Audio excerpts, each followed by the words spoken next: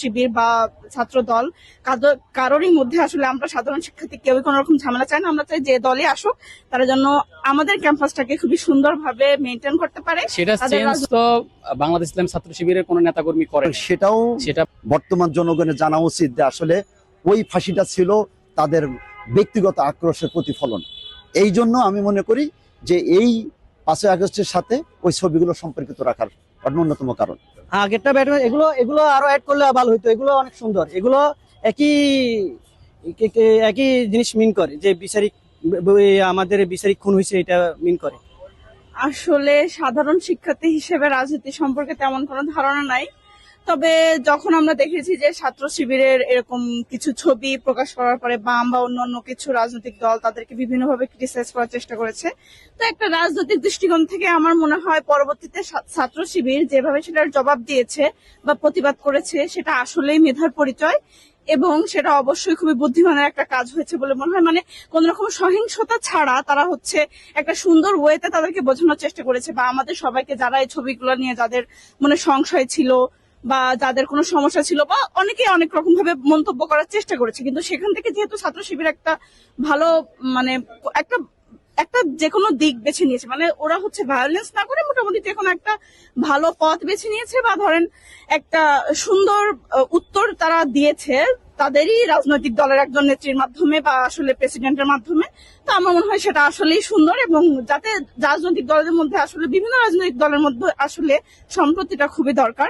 তো আমার মনে হয় এই দিকটা এই সম্প্রতি পরিচয় আসলে তুলে ধরে যে ছাত্র শিবির বা ছাত্র দল কারোরই মধ্যে আসলে আমরা সাধারণ শিক্ষার্থী কেউই কোনো রকম ঝামেলা চাই না। আমরা চাই যে দলই আসুক তারা যেন আমাদের ক্যাম্পাসটাকে খুবই সুন্দরভাবে মেনটেন করতে পারে, তাদের রাজনৈতিক দল তাদের রাজনৈতিক চিন্তাধারা তাদের আদর্শ দিয়ে যেন আমাদের শিক্ষার্থীদেরকে তারা নিরাপদে রাখে, শান্তিতে রাখে এবং সব ধরনের সন্দেহ বা হেজিটেশন থেকে আমরা দূরে থাকতে চাই। সেটা যে কোনো জিনিস নিয়ে হোক, যাদের সন্দেহ ছিল বা হেজিটেশন ছিল সেটা ছাত্র শিবির দূর করুক এবং ছাত্র দলের যদি কোনো বক্তব্য থাকে সেটা নিয়েও তারা সামনে আসতে পারে। যে দলে আসুক আমার তাদের জন্য শুভকামনা থাকে। আওয়ামী লীগকে পুনর্বাসন তো কোনোভাবেই করা যাবে না, কারণ এতদিন ধরে যারা ছিল তারা আমরা দেখেছি তারা কিভাবে আমাদেরকে শোষণ নির্যাতন করেছে। মানে বেশ আমি নিজেও যখন জুলাই আন্দোলনে ছিলাম তখন আমরা যেদিন হাসিনা আমাদেরকে স্বৈরাচার বলছে মানে সরি আমাদেরকে রাজাকার বলছে, ওই দিন কিন্তু আমরা সবাই চলে এসেছি হল ভেঙে বা আমি বঙ্গমাতা হলের আমরা এসেছিলাম, বিভিন্ন হল থেকে মেয়েরা আসছে। তো উনি যেভাবে ক্ষমতায় থাকা অবস্থায় আমাদেরকে নির্যাতন করছেন, শোষণ করছেন, যদি নেক্সট টাইম উনি আবার ক্ষমতায় আসেন তাহলে আমাদের আয়নাঘর তো পাক্কা, আমরা এরকমই মনে করছি। সো আমরা কোনোভাবেই চাবো না তাদের কোনো রকম পুনর্বাসন হোক বা তারা এখানে ফিরে আসুক। পরবর্তীতে যারা আসবে তারা যেন ওই পূর্ববর্তী তার কার্যকলাপ থেকে শিক্ষা নেয় এবং পরবর্তীতে যেন এরকম কোনো কিছু রিপিটেশন না হয় সেটা অবশ্যই আমরা দেখতে চাইবো সাধারণ শিক্ষার্থী হিসেবে।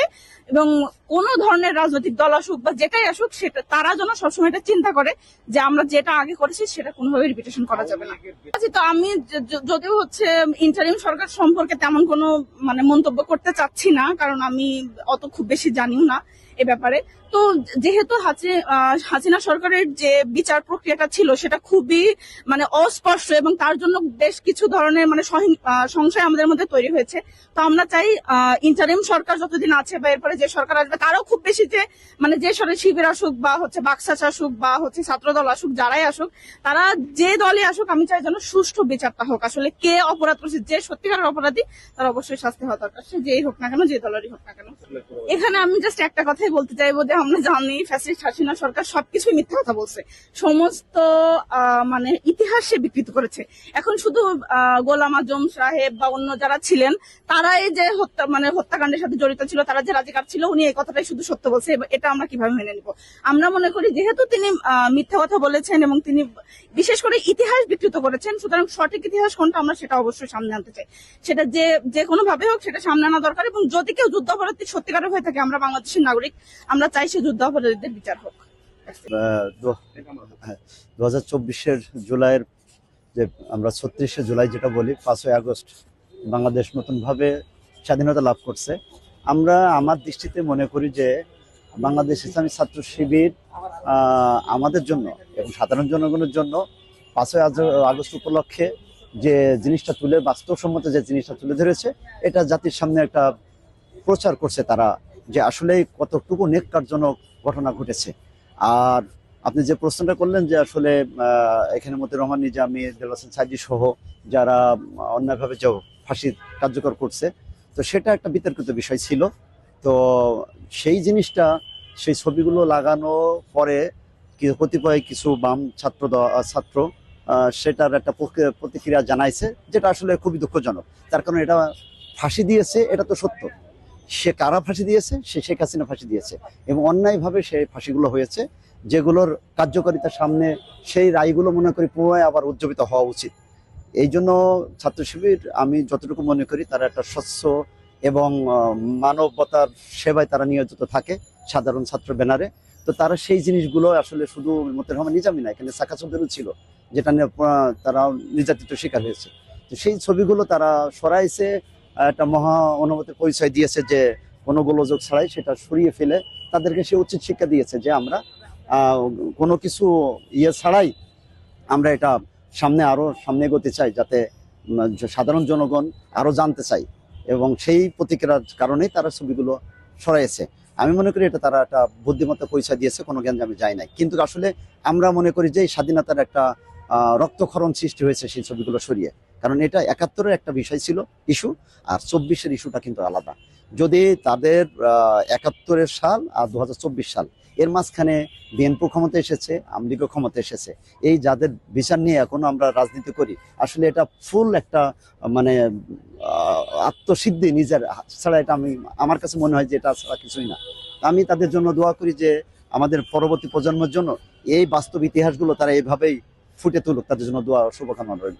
হলো আসলে যে ছবিগুলো তারা টাঙাইছিল, এবং পরে তাদের চাপে পড়ে হোক আর তাদের সজাগ দৃষ্টিতে ছড়াইছে, ভুল করাই অর্থ ইজরায় বোঝাই যে বিচারিক কার্যক্রম দ্বারা তাদেরকে ফাঁসি কার্যকর সম্পন্ন করছে আন্তর্জাতিক আদালতে, যেটা সম্পূর্ণ অগ্রহণযোগ্য। সেই দৃষ্টিকোণ থেকে মনে করি তাদের এই অন্তর্বর্তীকালীন সরকার যদি মনে করে তাহলে তাদেরকে যেভাবে ফাঁসি দিয়েছে সেটা সঠিকভাবে হয়েছে কি বেঠিকভাবে হয়েছে, আমি মনে করি এটা তাদের জনগণের সামনে তোলা উচিত। তাহলে আমাদের সামনে এটা নিয়ে আবার মানে মানে বিতর্কিত সৃষ্টি হবে না।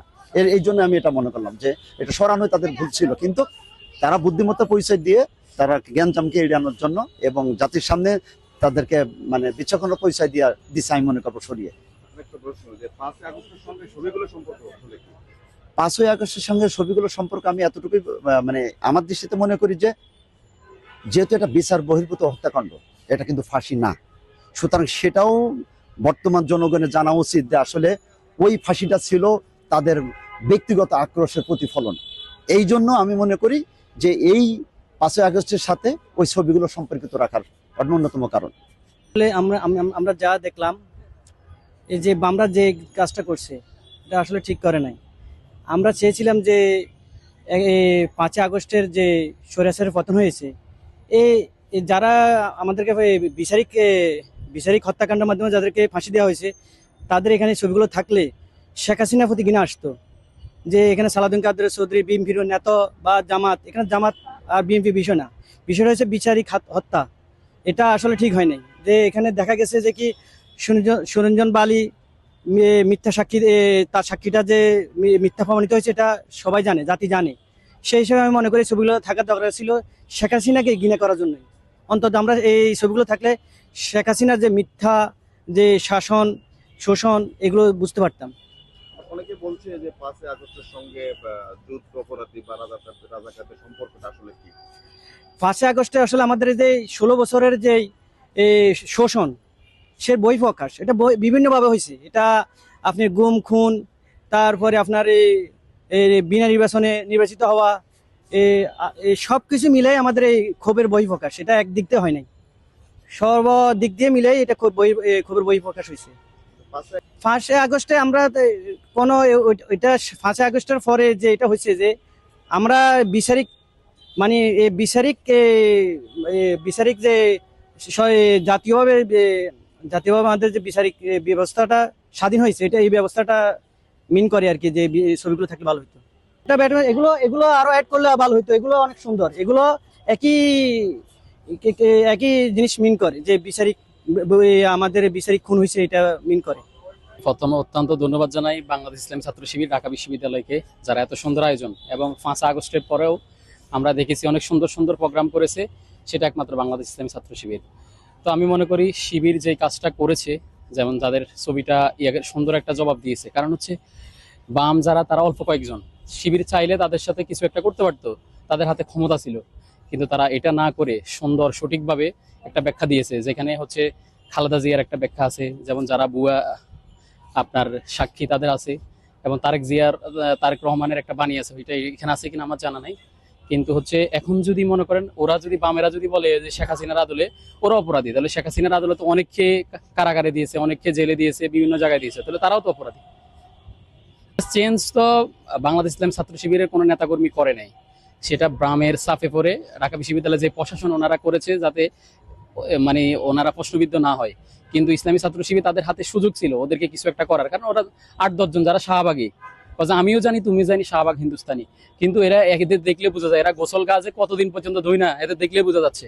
কিন্তু শিবির ওদেরকে হাতে ক্ষমতা থাকার পরও ওদের কিছু করে নাই, এবং সুন্দর করে ওদের প্রতিচ্ছবি যে জবাব, এই জবাবের জন্য তারা এই ছবিটা সুন্দর করে দিয়েছে। এখানে হচ্ছে যে তারা আসলে রাজাকার ছিল না, এটা এইখানের এই জবাবটা দিয়ে দিয়েছে সুন্দরভাবে। আর কি আপনার যাদের ছবি 5 আগস্ট আমরা দেখতে পেয়েছি, আর কি তারা আসলে রাজাকার ছিল না আপনার মতে?